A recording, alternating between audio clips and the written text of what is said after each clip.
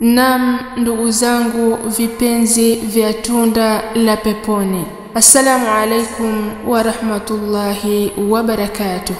Alhamdulillahi alladhi bi ni'matihi tatimmu salihat, thumma salatu wassalamu ala sayyidina Muhammadin nuril hidayah wa ala alihi wa sahbihi wa bariki ajma'in, amma ba'd. Baada ya kumshukuru Mwenyezi Mungu Subhanahu wa Ta'ala na kumtakia sala na salamu kipenzi cha umma, si mwingine ni mtume wetu Muhammad sallallahu alayhi wasallam. Awali ya yote, ndugu zangu, ninaihusia nafsi yangu pamoja na kuhusieni ninyi katika suala la kumcha Allah tabaraka wa Ta'ala. Leo nataka kukupeni mambo mazuri, na mambo haya sio mengine bali ni dua za kinga za kila siku. Ukizingatia haya, mwenendo wa maisha yako na kila kitu kitabadilika kwa wewe kufuata haya ambayo ninakwenda kukuelekeza kwa mujibu wa kitabu. Siku zote ukimkabidhi Mwenyezi Mungu maisha yako, ukiufungua moyo wako kwa ajili ya Mwenyezi Mungu Subhanahu wa Ta'ala, haya mengine yote yatajiendesha yenyewe. Sasa hizi ni dua za kinga za kila siku. Ndugu yangu Muislamu, fahamu ya kuwa kila siku kuna dua zake ambazo zinakinga mambo mbalimbali, kama vile kujikinga na uchawi, majini wabaya, ufakiri na kuondosha umaskini. Nambari 1, tunaanza na dua ya siku ya Ijumaa. Siku ya Ijumaa utatamka ya Allah, ya Allah, ya Allah mara 1000, ama kadiri ambavyo Mwenyezi Mungu atakujalia. Hii ni dua ya siku ya Ijumaa. Ama dua ya siku ya Jumamosi utatamka maneno haya: la ilaha illa Allah, la ilaha illa Allah. Utatamka mara 1000, ama kadiri ambavyo Mwenyezi Mungu atakujalia. Nambari 3, dua ya siku ya Jumapili. Siku ya Jumapili ifikapo utatamka ya hayyu ya qayyum, ya hayyu ya qayyum, ya hayyu ya qayyum.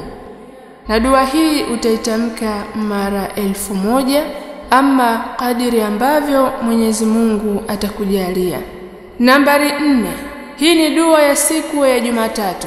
Siku ya Jumatatu ifikapo utasoma dua hii: la haula wala quwwata illa billahil azim, la haula wala quwwata illa billahil aliyyil azim, la haula wala quwwata illa billahil aliyyil azim. Na dua hii pia utaitamka mara 1000, ama kadiri ambavyo Mwenyezi Mungu atakujalia. Nambari 5, hii ni dua ya siku ya Jumanne. Ifikapo siku ya Jumanne utasoma dua hii: Allahumma salli ala Muhammad, ya Rabbi salli alayhi wa sallim.